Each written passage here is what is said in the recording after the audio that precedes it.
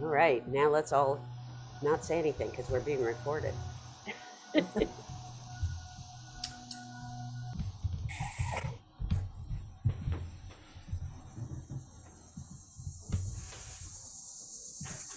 we go. Good morning, everyone.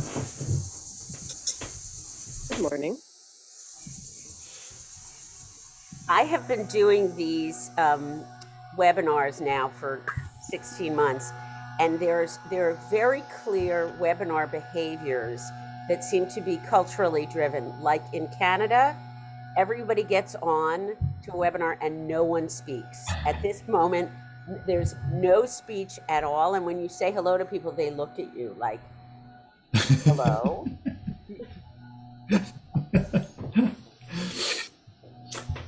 I suspect that would be true in England as well. Where? England. Might be.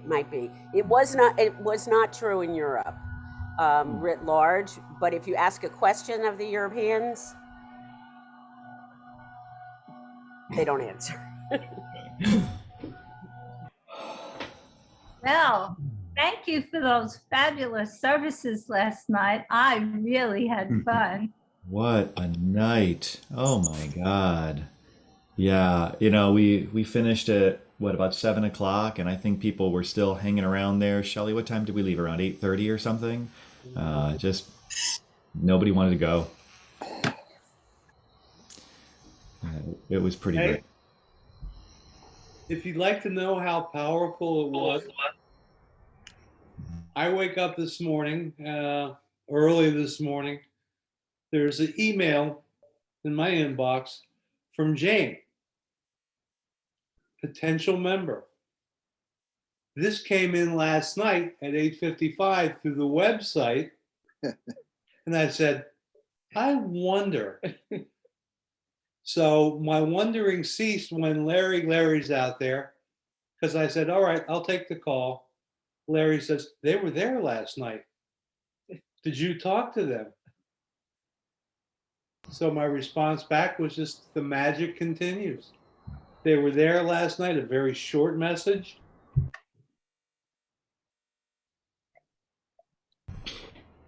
Yeah, Larry's camera's not on. I hope he can hear us, but an enormous amount of hard work went into making that a success. And Larry, you should be patting yourself on the back. And the other superstar of engagement and good energy and just creating the right mood is Elizabeth. Holy cow. You were all over it. You were like just weaving your way through the community, introducing yourself, smiling, handing out services. Well done, my friend.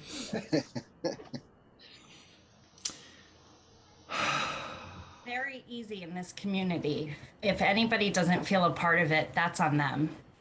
This is the most welcoming community. That's a nice thing to hear. Thank you for saying that. Oh, all right, friends. I am going to mute everybody. Cantor, let me make you a co-host. There you go. And settle back. Close your eyes if it helps. Let the magic of Shabbos and friends and intentional time find its target right there in your soul.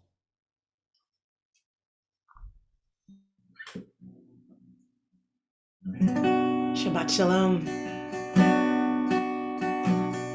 Ya Elai Lalai, Ya Lai, Ya Lai Lai Lai Lalai, Ya Elai Lalai Lalai,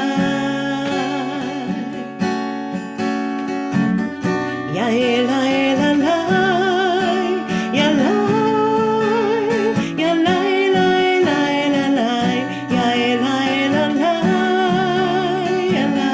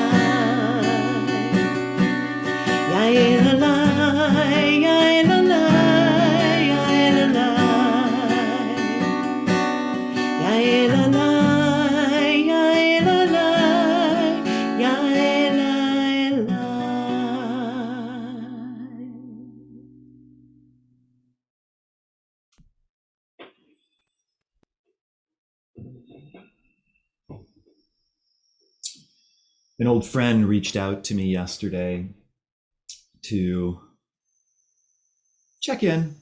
I haven't spoken to him in probably 3 years, but that's the way this friendship works. It's wonderful. We can drop back into each other's lives without any sense of apology required for having been poor correspondence. We pick up where we left off, no hard feelings. It's wonderful. Anyway, he reached out and said, "How you doing, buddy?" And there was this moment where I felt an exhaustion as I began to compose my reply on a text, because this is a period, and I don't think that I'm alone in this. This is a period like what I remember it feeling like when I was a senior in high school. For those who went to college or were part of a community where it was expected you were going to college, I remember that I got so tired of my senior year being asked by every adult in my life, at services, at family parties, seeing people in the, I don't know, public circle, every single adult asked me, "So what are your plans for next year?" And whether I knew what those plans were or not, the stress and the emotion of it added to the exhaustion, and I just didn't want to go through the narrative again. And that's what I felt yesterday. And those who I'm in close contact with, I'm keeping regular updates. I know how you're doing. You know how I'm doing. It's an ongoing status report. But every time you bump into someone who's a little less close, who deserves, I'll use that word, deserves a little less access to how you're actually doing, the question posed presents that energetic challenge, digging down deep once more to deliver some form of truth without having to really enervate yourself by going all the way into the detail. And as I thought about how we would spend our time this morning, I was thinking about the big feels of 5781. Tomorrow, we enter the ultimate month, today being the last day of the penultimate month. Elul starts tomorrow. Av ends today. And, it's a time for processing internally, mostly, some external work as well. But it's a time to look back on the feels, to try to understand them and honor them, to put them where they belong. And it's easy to look back at 5781, a year that we thought was going to be, so much better than 5780, when this pandemic hit the world and we shut down. And oh my God, remember how excited we were when 2021 turned the calendar dials and we thought, finally, we can put 2020 behind us. And we did. And we lived 2021 differently than we thought. And when we look back on 5781, I know I'm mixing calendars here, just forgive me. When we look back on it, there are a lot of big feels. And it's easy to let certain feels overwhelm others. So we're going to explore some of the big feels this morning. We're going to talk about the right emotions, the ones that we were certainly feeling. But let's begin this Shabbos morning the way we would begin every Shabbos morning, but with a special focus. We'll begin with Moda Ani, a message of gratitude. And it's easy in the midst of all the loss, the obvious losses of loved ones, the obvious losses of economic security for some, emotional security for others, physical security for a few, those losses, but also just the loss of the year that we would have wanted to live. There are losses everywhere, but if you're sitting here, if you're listening to this, then hear me clearly. Last year could have gone a lot worse. If you're sitting here, then it didn't go as badly as it did for some. Thank you, God, for returning our soul to us for yet another day's use. Thank you for valuing us, respecting us, loving us deeply enough that we're still sitting here.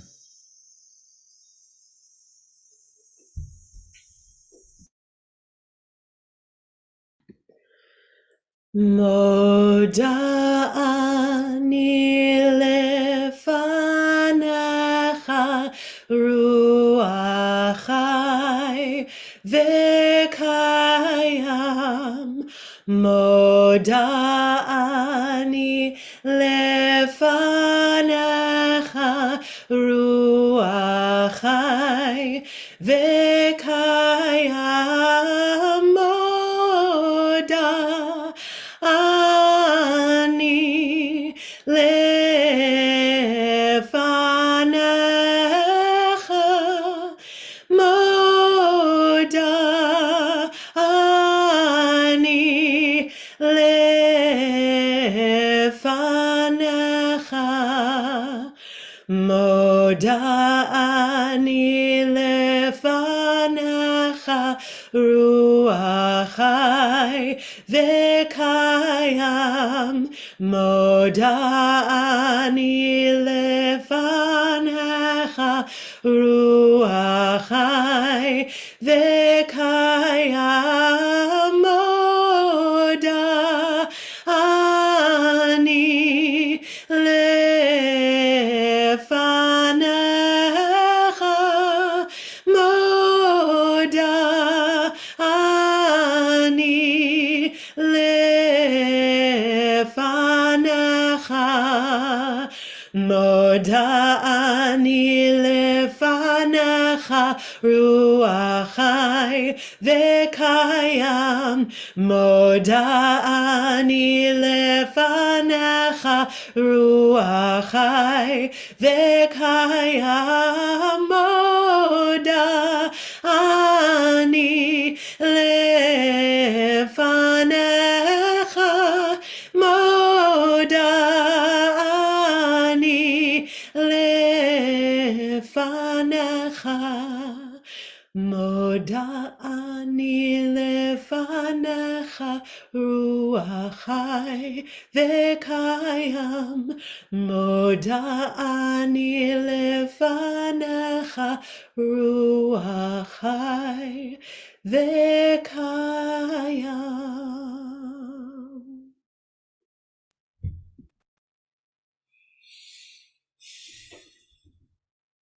Years ago, when email was still a novelty, there were the beginnings of memes that were flying around, and you'd get an email that someone had written somewhere, some unknown philosopher that just spoke to you, and you'd forward it to everyone you knew.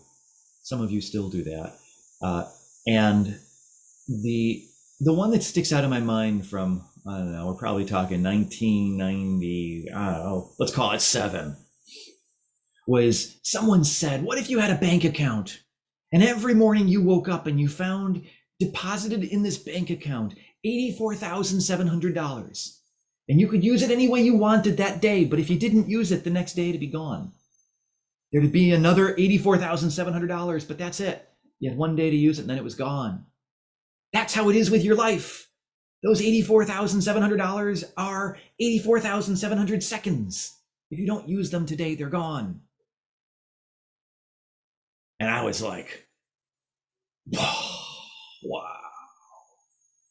that's so true. Of course it's true. Of course it's true. Some of you had theater tickets. They were sitting on your I don't know, wherever you keep your important stuff at home. They were sitting there in March of 2020, and you were looking forward to going to see some show that you'd been waiting for. Some of you had trips to see family. Some of you waited for months to meet new grandchildren. Some of you missed out on milestone celebrations. Some of you postponed weddings. Some of you saw loved ones who died before they could enjoy those things. Some of you are still waiting. So many days have come and gone without being able to use those 84,700 seconds the way that we had planned to, the way we would have. And so another one of the big feels that is in my heart, I know it's in the heart for many of you, probably most of you, is disappointment. It's a window of time we can't get back. There are COVID keepers. There are the lessons learned, the strengths that have been cultivated. And there's a lot that's gone forever. And so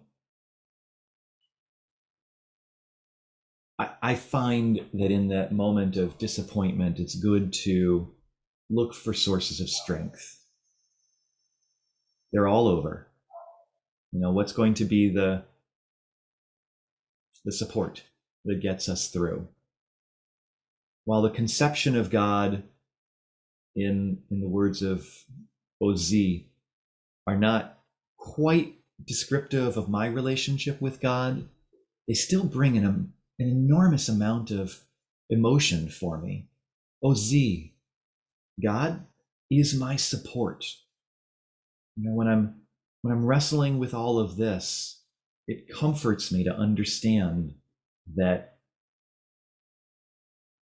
I have strength, and I call that strength God, Zimrat Yah. And for that, I can sing. Through it all, with all the big feels, the gratitude already, and now the disappointment, I can still sing. I'm gonna put the words on the screen for anybody who's less familiar with them. If you know them or just want to receive them, you go ahead and keep your eyes closed, but they'll be there for you if you care. Ozi וזמרת יה ויהי לי לישועה עוזי וזמרת יה ויהי לי לישועה עוזי וזמרת יה ויהי לי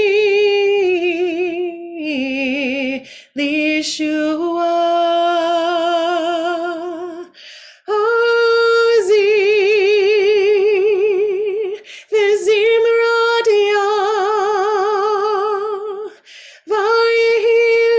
ויהי לי לישועה עוזי וזמרת יה ויהי לי לישועה עוזי וזמרת יה ויהי לי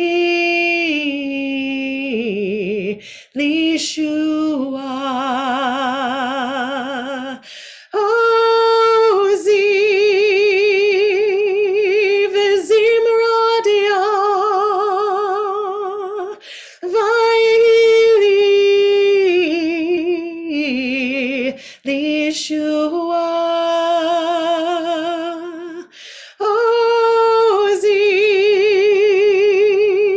וזמרת יה ויהי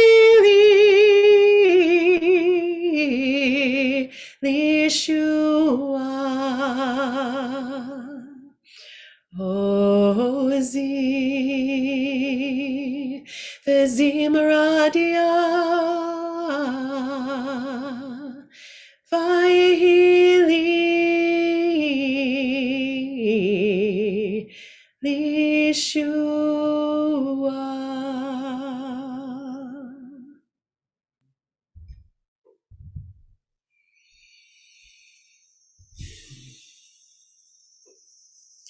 Let's go on to another big feel. The big feels. We talked about gratitude and disappointment. Let's look to hope for just a few moments. It is easy when one is overwhelmed by the details to be overwhelmed by the details. Many of you who've been in that spot in life have probably been told by someone who knows you well, why don't you go get yourself a piece of paper and a pen and write down all the things that are on your mind. It often works that quantifying them and containing them in that way allows one to gain a little perspective, and suddenly feeling overwhelmed by the details can be transformed into gaining some measure of ability with them. When we achieve that, something that might emerge, depending on the importance of the situation, could be considered hope. When we feel as though a transformation in condition is taking shape, that emerging feel can look, I'll come back to this idea in a little later, but if we're assigning colors to these feelings, then that emerging feeling of hope might be a few shades brighter or an order of magnitude brighter, depending on how much change has taken place for us. So hope in this moment would look different to each of us, but what would it look like for you? What would it include? What would it need to include? Would it be the hope for something as simple as being able to continue going to restaurants or to resume daily normalcy? Would the hope need to be bigger for you? Would it look like a solid agreement amongst people on how to handle this pandemic? Would it look like a change in the national narrative? Those are the big hopes. But that doesn't need to be the only hope. It might also be the hope that your cup of coffee today will last as long as you need it to. It might be the hope that when you're done with this service, you walk out of the room and see there something that'll make you smile. A book, some flowers, a garden, a loved one, whatever. Those are the hopes as well that get us through the 84,700 seconds of each day. I lift my eyes up to the mountains. From where does my help come? My help comes from Adonai, the maker of heaven and earth. The psalmist understood the need for hope. One step at a time, little hopes, like streams gathering together into rivers and then into the ocean of hope. We gather ourselves, and the collective is amazing.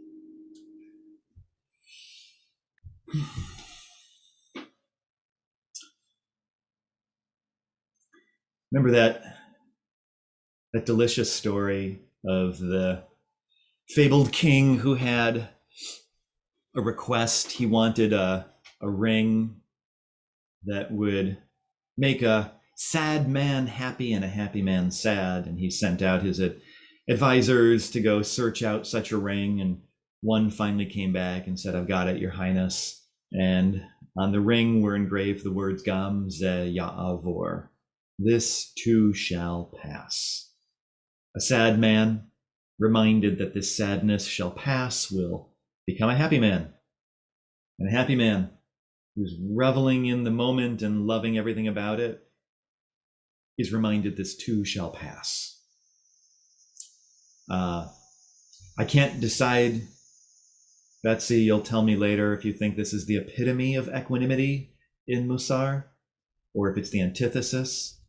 But the idea that one should not stay too sad for too long, nor too happy for too long, is something that has always been really important to me. To appreciate the feels as they are, the ones that we're grateful for and the ones we wish would go away.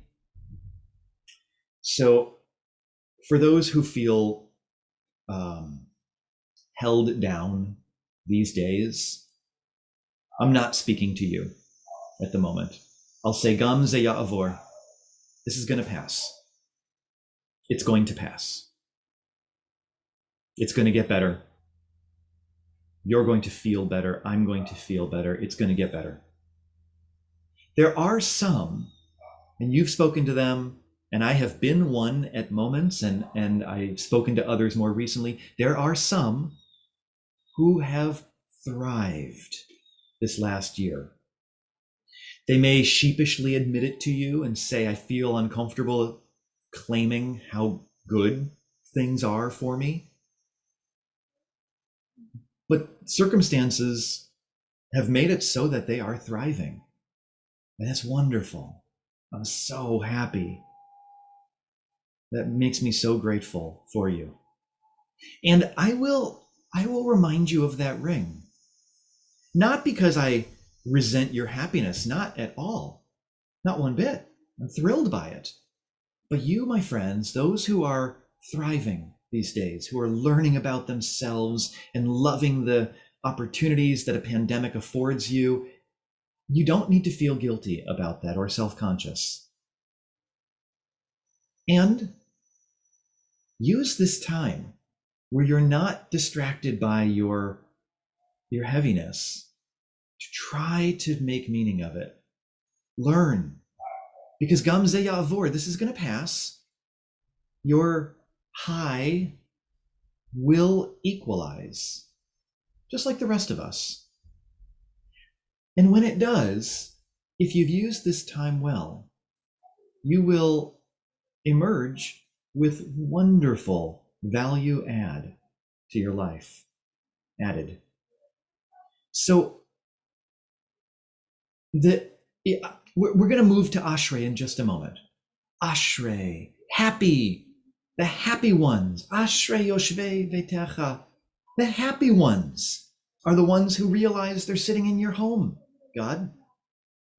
Well, I think you know my theology well enough to understand that I believe that we're all right now sitting in God's home. So happiness is something that we can utilize, whether we're feeling it or wishing for it or remembering it. Happiness becomes a tool if we allow it to be. Otherwise, it could settle into being just an indulgence. What a shame if it were only an indulgence. Every time we're happy, let us appreciate it, honor it, value it, remember that it's temporary.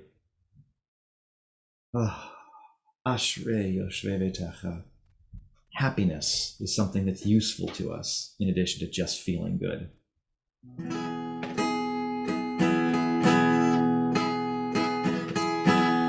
Ashrei yoshvei beitecha, Avodat HaLev.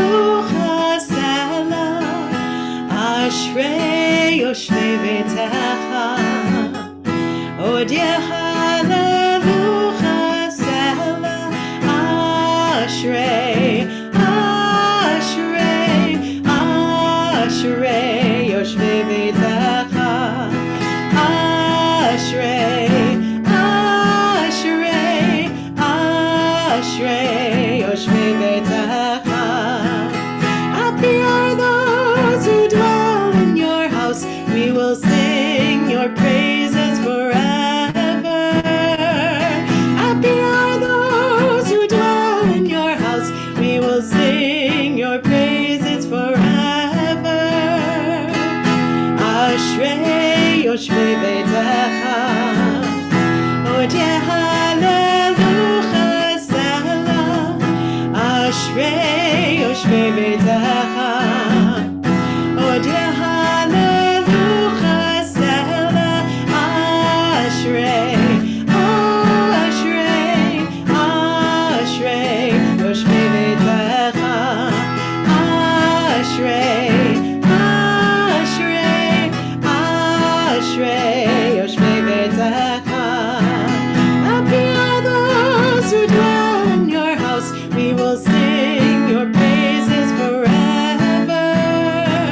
Happy are those who dwell in your house. We will sing your praises forever. Ashrei Yoshvei Beitecha, Odia hallelujah, Selah, Ashrei Yoshvei Beitecha, Odia hallelujah, Selah.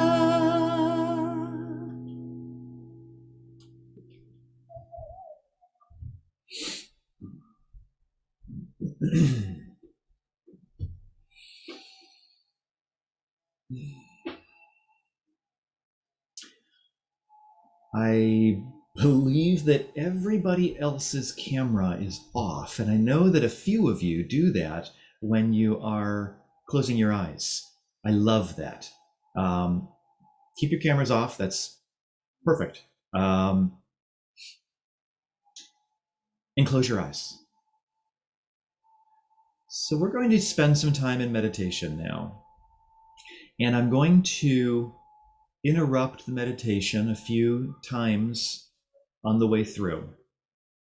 So for those of you who really prefer that I tell you we're going to sit for 7 minutes of uninterrupted silence, I want you to recognize the irritation that my interruptions present and value that, honor that irritation. You'll see what I'm going to do with that in just a few moments. We're going to play with color during the next several minutes together. Amitai has a friend who has mood lighting in his room, and the new mood lighting has a little remote control that you can use. So I was looking at these devices online, and they boast that they have 64,000 colors, and you can pick any one of 64,000 colors to transform the mood in your room. And Julie and I are also beginning the car shopping process. We've gone to test drive a couple different ones. She's got an old Kia, which is 11 years old now. And so some of the new cars have mood lighting. It's so cool. If you get the mid-level trim, it's got 16 colors that you can change the mood of your car. If you get the higher trim, 64 colors. You can transform the feeling in your car using mood lighting. Think about that. Mood lighting. Lighting to affect a mood. So that's what we're going to do. The room that you're sitting in has some degree of light. Some of you might be facing the morning sun, and so the light hitting your eyelids is more powerful. Others may be in an interior room. I have no lights on in this room, so it's somewhat more muted. But there's light coming through your eyelids. We're going to play with the colors that would match mood. And I'm going to give you some direction, some instruction as we make our way through. To begin with, we're going to sit for 1.5 whole minutes, 1.5 minutes. And I want you to simply do a deep dive into your own mood right now. And then, imagining you have that remote control in your hand, and you have 64,000 colors, or maybe we'll pull it back and just do the 64, just to keep it a little more interesting, a little more manageable. You have 64 colors to choose from. I want you to, with the power of your mind, change the color coming through your eyelids to sync with the mood that you feel.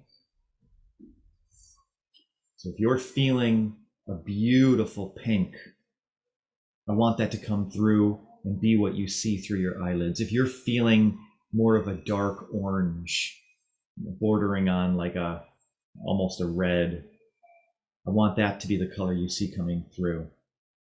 Take 90 seconds now and transform the color you see into the mood you feel.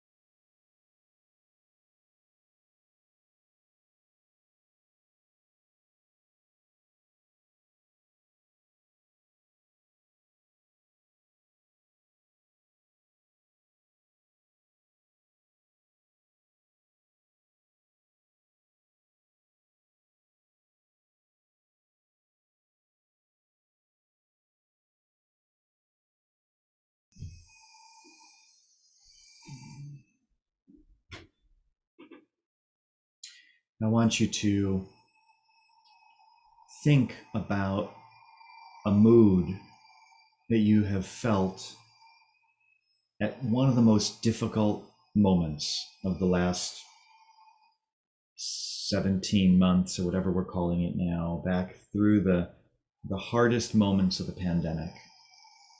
And I want you to transform the color coming through your eyelids into one that reflects that mood.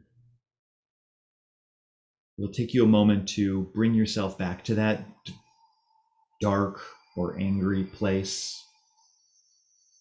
So I'm only going to give you 1 minute to go there and to reconnect with it.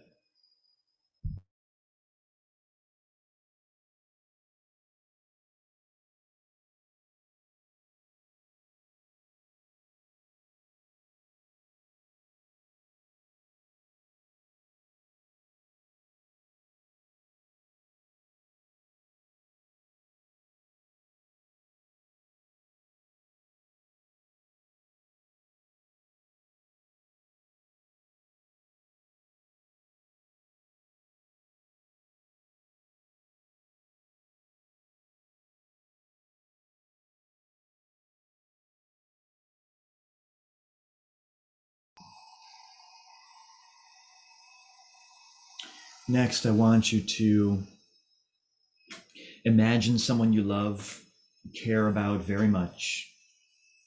And I want you to transform the color coming through your eyelids into one that reflects the mood that you would hope for that loved one.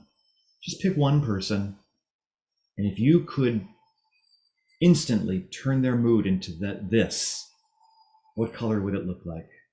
Bring that color through your eyelids.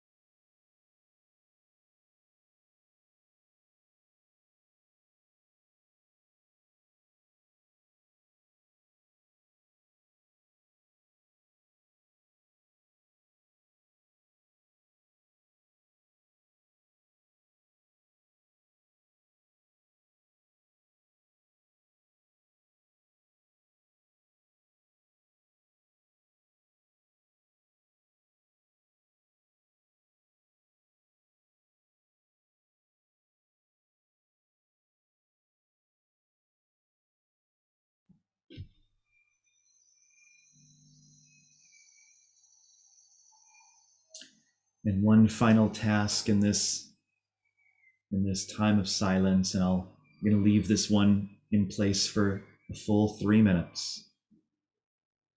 We understand the physics of light to be such that, or at least visible light, that when you stop filtering out certain shades, leaving behind others, if you see red light, it's because everything else has been filtered out. If you see green light, it's the same. When you stop filtering the light, what you get is white light, bright, full spectrum white light. Sometimes we hear about people who are experiencing a near-death moment, and they might come back and describe the light. The light is the unfiltered everything. It's all 64,000 colors plus infinity. Every gradation between, all the nuance that escapes the human capability of appreciation. And so for these last 3 minutes, I'd like you to try and transform the light coming through your eyelids. And this is hard because it requires imagination and assertive creativity. I want you to transform the light into the brightest white. All the feels, all the truth, all the lies, all the hope, the disappointment, the gratitude, all of it. All of it together is the bright white light of you and of God. 3 minutes.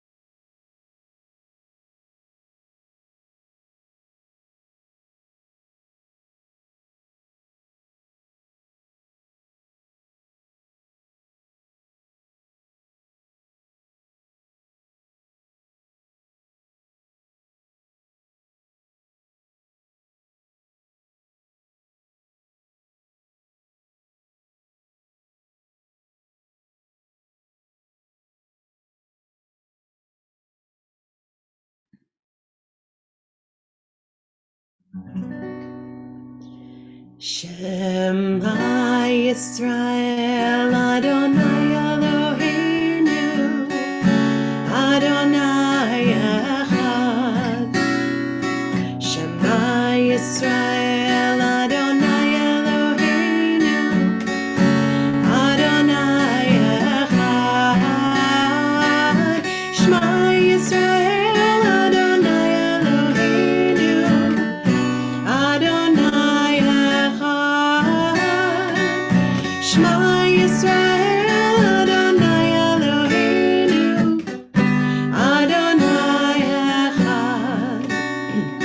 Baruch Shem Kevod Malchuto Le'olam Va'ed. Baruch Shem Kevod Malchuto Le'olam Va'ed. Shema Yisrael Adonai Eloheinu Adonai Echad. Shema Yisrael Adonai Eloheinu Adonai Echad.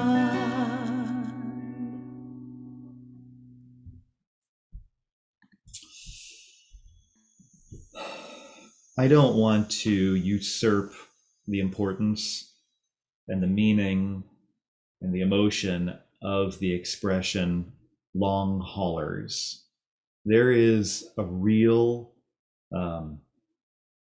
experience for those who have contracted this virus and upon whom it has wrought its strongest blows.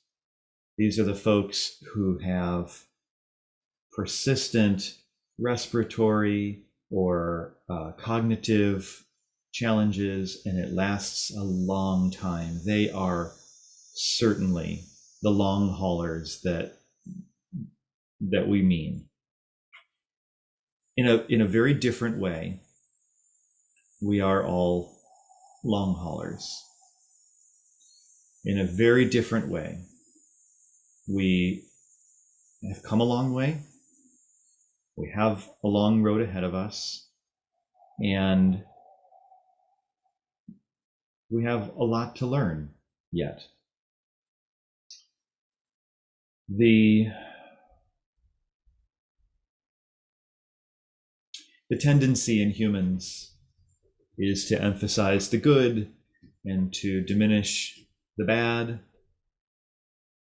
From the point of view of the universe, those terms good and bad are meaningless. Those are constructs that we utilize to organize our world, but we are living in a dualistic world, and so good and bad are very helpful. And so we seek to emphasize one and diminish the other. But that doesn't really give fullest honor to the meaning of the whole experience. This morning we've played with a number of different fields, some that we would call good and others that we'd call bad. And then we played with the idea of the colors that would reflect those, representing them. We combined them, and what emerged was white light. White being the combination of all the other colors, is the wholeness of color. What would it look like if we combined all those fields? If we could really remove all the filters and honor every part of the experience. The equivalent of white light in a human would be shalom, would be wholeness, the whole experience. And as long haulers, our tradition has taught us over the millennia, because our people is collectively a long hauler as well. It has taught us that peace will come And we have a role to play in that. And so, my friends, as we bring our service to a close, may the fields that you have accessed this morning and all the ones in addition that you didn't spend time on, may they combine. And if we could put a color to what you're feeling through that combination, let it be white light. May you be an expression of pure, unfiltered white light, also known in our sacred language as Shalom.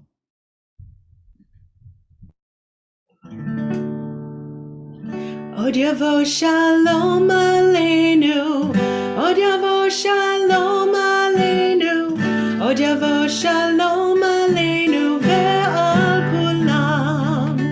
Odyavo Shalom Aleinu, Odyavo Shalom Aleinu, Odyavo Shalom Aleinu ve'al kulam. Salam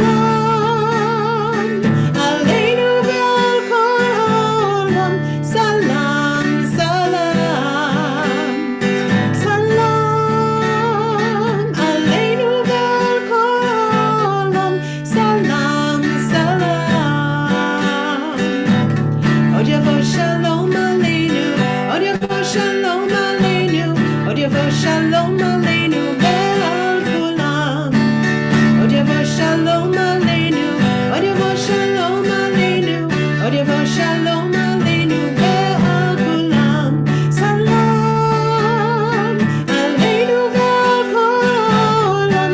Salam, salam, salam Aleinu ve'al kol ha'olam. Salam, salam. Odyavo Shalom Aleinu, Odyavo Shalom Aleinu, Odyavo Shalom Aleinu ve'al kulam. Odyavo Shalom Aleinu, Odyavo Shalom Aleinu, Odyavo Shalom Aleinu ve'al kulam.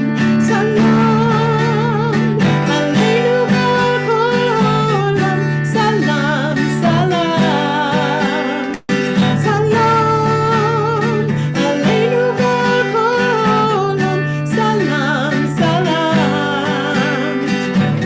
Odyavo Shalom Aleinu, Odyavo Shalom Aleinu, Odyavo Shalom Aleinu ve'al kulam. Odyavo Shalom Aleinu, Odyavo Shalom Aleinu, Odyavo Shalom Aleinu ve'al kulam.